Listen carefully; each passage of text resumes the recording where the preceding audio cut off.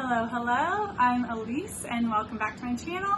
I hope you're all doing so good today. So today we're going to be talking about my reading goals for the year and then having a little bit of a check-in. So since I started my channel at the midpoint of the year, I never got to do all the fun like beginning of the year goals. So I want to go ahead and do that now so you know what my reading goals are. And then also, because we're halfway through the year, do a check-in on how I'm doing so far. So that's what we're going to be doing today, and we'll jump right into the goals. So I have 3 main goals this year for my reading. I have a couple other like side goals that are mainly related to just reading books on my TBR, and those I've already completed for this year, and they're more complicated, so I'm not going to go into those. But I'm going to talk about the 3 main goals that I have. So the first goal is just like total books read for the year. And this I originally set at the beginning of the year as 30 books, which was probably underselling it in the first place. I'm going to go way over that. I already am way over that. I set it as 30 books because the first half of the year I was anticipating having much less time for reading, and I was able to somehow make time to read. So right now, my kind of updated goal for myself is 100 books. And as of now, I've read 56 books this year so far, and that's like as of July 12th when I'm filming this. I've read 56. So I think I should be able to hit 100 by the end of the year. And that's kind of the updated goal, but it was originally 30. So that goal is long gone, and we've updated it. So doing really well on that one. And then the next goal that I have for the year is books in and out. So this is the first year that I'm trying to track the amount of books that I buy in a given year, and then the amount of books off of my physical TBR that I'm reading. And I'm trying to do this because I want that number to at least be even. I don't want to be buying more books than I can actually read in a year. And that is for a couple of reasons. One, because I don't want to buy books if I'm not going to read them. So it's to help me kind of reduce the amount I'm buying if I end up not being able to read them all.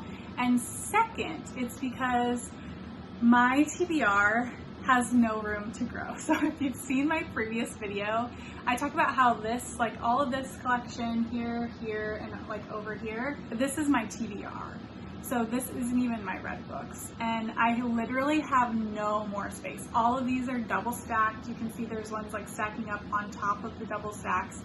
So I have no more room for books, at least if I'm not like reading through them. Because once they're read, they go to my read bookshelves. So I cannot grow it anymore. I need to kind of be evening out at least. So I'm tracking the amount that I buy and then the amount that I read physically off of my TBR. So far this year, I'm not doing the best. I'm not doing as well as I would like, but I'm trying to catch up. So the physical books that I've bought this year is 55. And that was mostly in like the first 4 months-ish of the year. So I bought a lot of books in those months. So bought 55, and then the physical books I've read from my owned TBR is only 36. And this is as of the end of June. So I tally it up at the end of each month. So as the end of June, books in is 55. Books read off of my physical TBR is 36. So I'm behind for sure. I'm behind by 19 books. And I'm trying to make that up now. So last month in June, I actually didn't buy any books. It's the first month where I haven't bought any books. And then I only read 3 books that I owned physically. And I read the rest of my books for that month from the library. So I only caught up by 3. This month, if I can, not buy a ton of books, I think I will catch up a little bit more. And I'm hoping to do that throughout the end of the year so it at least evens out. But yeah, so the library can be a little bit of my downfall because I do read books every month from the library, and that eats into like not reading off of my physical TBR. Hoping to make some progress on that goal because I'm not doing the best job on that one so far. And then the last main goal that I have is reading a translated book a month at least. I keep track of like each month I have to have a translated book in there. This is another one that I keep track on Storygraph. I figured I would go over all of the ones I've read for that challenge so far and give you just like a brief synopsis about them in case you're also wanting to read some translated books and looking for recommendations. That way you have a little bit of a like small synopsis and review of what I thought of it. So we'll go ahead and get into that. And I've read more than like one per month so far, so I might not be mentioning all of the ones that I've read. I'll try to grab the extras that I've read in a month, but I'll at least tell you the 6 that I've read so far. And so in January I read a couple. One of them was Thirst by Amelie Notham. And this book was actually in my best books of the year so far video. I really enjoyed this. It's very slim. And this is translated from the French. And this is translated by Allison Anderson.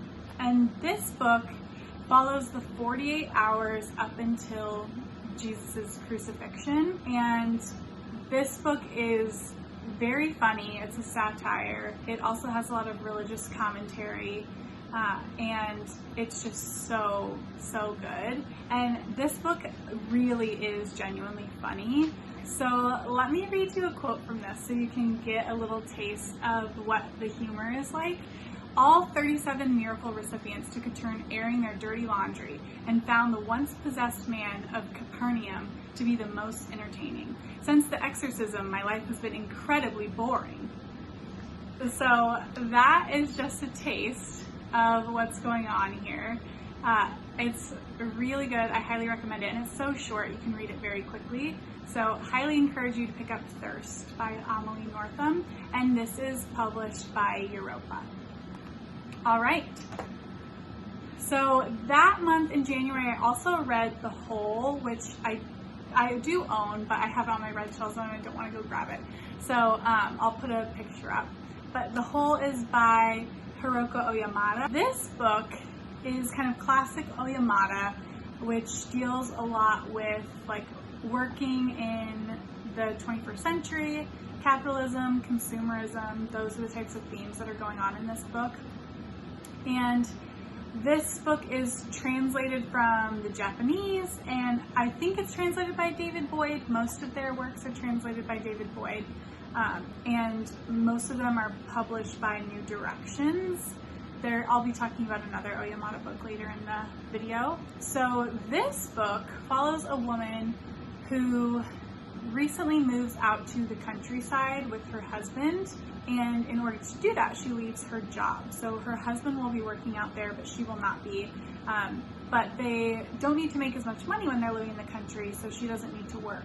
So it's about how she decides to spend her days and the monotony that she gets in, and kind of starts maybe losing her mind, or there's some surrealist stuff happening. So that's what Oyamata writes about in all of their books. It's a good book. I gave it 3 stars overall. They're very short, very dry, but she does a good job exploring the themes that she really focuses in on. So that is The Whole by Hiroko Oyamata.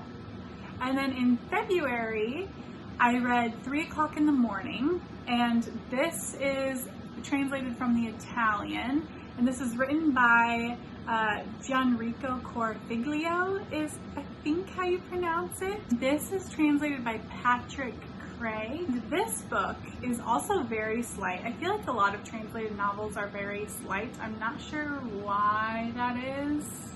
Who knows? Someone knows. Tell me. But this one follows a boy and his father who basically have to stay up for 48 hours straight because the boy has a form of epilepsy and he's trying out this new treatment that they think is going to cure it. But in order for them to be sure that he's cured, he has to stay up for 48 hours because that will put him in like kind of intense conditions that would typically trigger his epilepsy. So if he can make it through the sleep deprivation and not be triggered into an epileptic reaction, then he'll be cured. And he has a complicated relationship with his father. They're kind of estranged, but his father is the one who can take the time to do this with him. So they stay up for 48 hours and just chat, catch up about their lives, get to know one another, and try and find a way to connect with each other after all this time, and hopefully find some healing. So overall, I thought it was pretty good. I would recommend it. It's also very short, so if that premise sounds interesting to you, I would encourage you to pick it up. So that is 3 o'clock in the morning. And then the next book I read in March was Spy Family. So I have read the first seven books in this manga series. I don't have the first one on me, so I'll put a cover on the screen. And this manga series is all about a family. The father is a spy. His name is Twilight, and he is tasked with infiltrating this really prestigious private school. And in order to do so, he needs to find himself a wife and a child so he can enroll them in the school. The school won't accept him unless he is married, apparently. So Twilight goes out and finds an adoptive daughter and also finds someone to marry him very quickly. But what he doesn't know is that the daughter he adopts is a telepath and the wife that he marries is an assassin. So none of them really know who the other person is or their abilities, and they're like this ragtag crew that's trying to each kind of complete their own missions and accomplish their own goals. And it's very funny, it's very heartwarming. This is the first manga series that I've ever read, and I would highly encourage it to other new manga readers. I think it's a really good entry point. Yeah, I really enjoyed it overall. So that is Spy Family, and that's by Tatsuya Endo. And I believe it's translated, yes, it's translated by Casey Lowe. So that is Spy Family, and those are published by Shonen Jump. I think in the US, like VIX is the distributor of them. So that is Spy Family. I think in April I read numerous. So the first one I read in April I think is Happy Stories Mostly, and this was longlisted for the International Booker Prize, and it's by Norman Erickson Pasaribu. And this is translated by Tiffany Sao. And this book is a short story collection that is queer short stories that mainly focus on kind of emotionally reflective characters. These short stories, like the one that sticks out to me in my mind is when one of the characters travels abroad and is trying to find love and thinks he's found love, but really it's like he's in love with the idea of a person and not the actual person. So lots of stories like that where it's like kind of absurd in some vein. The character is trying to like find themselves, but maybe is slightly off the mark. Overall, I thought it was good. I gave it 3 stars and would still recommend to the right person. That one is published by Tilted Axis Press, and they have the really beautiful covers where it always has the slash in them, and then all of their books are numbered, so you can actually collect them all if you want. The other book that I read in April is 100 Years of Solitude by Gabrielle Garcia Marquez, and this book, this this is not going to be a popular opinion, I don't think. I did not like this book. This was a struggle for me to get through. It is pretty thick. This book, I really only finished this book because once a year I let my partner pick a book for me to read, and like I read whatever they tell me to read, and this was the book that they had picked for me, and that is the only reason I didn't DNF it. The only reason, and it's so long. Oh God. Okay, so let me tell you what this book is about. This is magical realism. It's a classic. This covers kind of generational trauma. It has a very cyclical nature to it, and you realize how, like, you know, some things never change, and yet everything does change at the same time. And it follows this one family through many generations. The family is like somewhat cursed in a way. So you see them in like successes and failures. There's incest in this. I mean, it's just like whatever you think could be in a book, it's in this book. And it just did not work for me. I don't think I'm the biggest magical realism fan, and I just could not take the cyclical nature of this. It was just like so repetitive of like, we're going through the same patterns of behavior, the same problematic patterns of behavior. It's ending poorly every time, and I just didn't need as many rounds as this book gave. It's very big. I just couldn't do it for that long. Yeah, it just wasn't for me. But so many people love this book, so, you know, don't take my word for it. Maybe go watch some other reviews and see if you might be interested in it. If you're interested in some of the themes I talked about, it could work for you. If you like magical realism, this could work for you. Otherwise, I don't know if this would be the right classic to pick up, but that is 100 Years of Solitude by Gabrielle Garcia Marquez. This edition, which is a really popular edition, is translated from the Spanish by Gregory Rabassa. And this edition is published by Harper Perennial. This is their Modern Classics series. So that is that.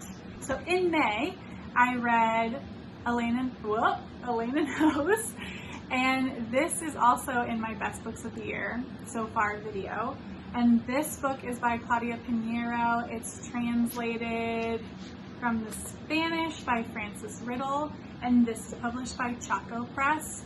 And this book is phenomenal. So good. I highly recommend anyone pick this up. Lots of people have been singing its praises, and for good reason. It's 150 pages, and this book is a crime novel, but not like suspenseful.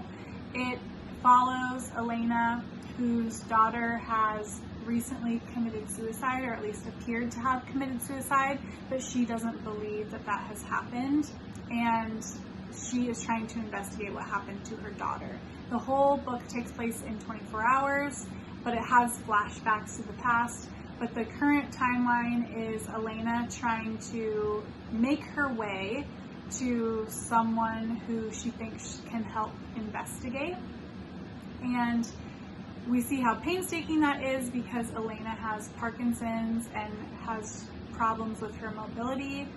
Then we have flashbacks showing what her relationship is like with her daughter, who was her caretaker. There's really good discussions about what it means to be a caretaker, the wide range of like people being forced into being a caretaker and how they can react to that and feel about that. There's, with the Parkinson's representation, it shows you just how dependent Elena is on medication and how brutal this disease can be.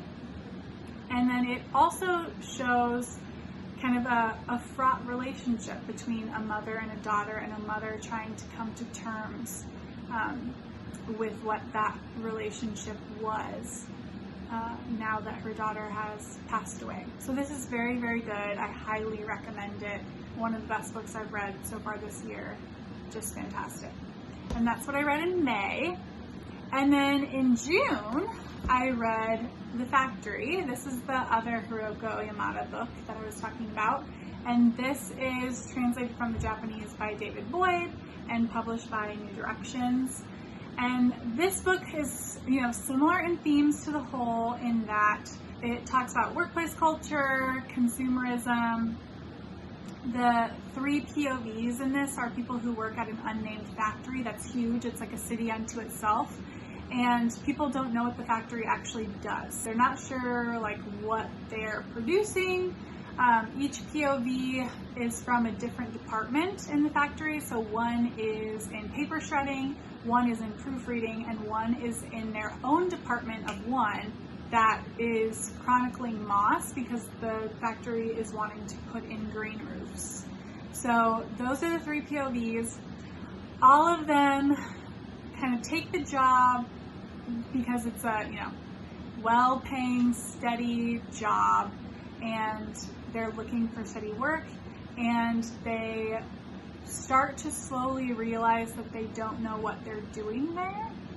Not just in that they don't understand how their job fits into the larger picture, but also that they're starting to lose touch with reality and aren't sure what they're doing, in their existence. And so it's very interesting. I like this one better than The Whole. The Factory is what the author is more known for, and I do think it was a really good exploration of those themes. It also explores class, so each factory worker is kind of in a different echelon at the factory, and I think it's a good metaphor for the class system. And overall, really enjoyed this. Would recommend if you're interested in picking up their work in general. I would probably start here, or if you're just interested in those themes, this is a good way to kind of focus in on some of those.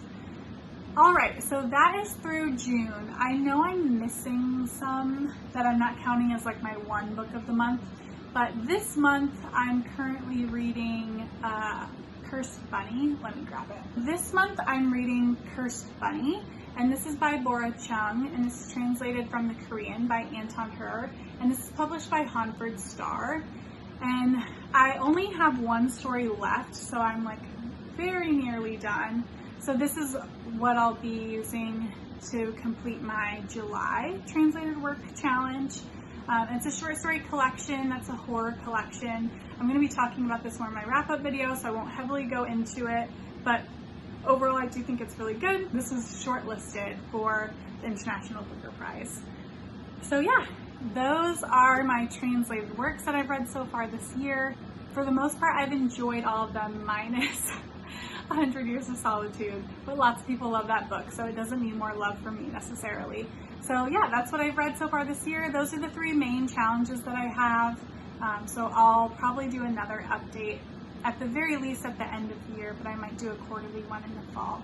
So let me know what your reading challenges and goals are for the year. I'm very interested about the goals that people set for themselves. And yeah, if you've read any of these translated books or are interested in reading any of them, please let me know in the comments and we can chat about them there. So thanks for watching, and I'll see you in the next one. Bye!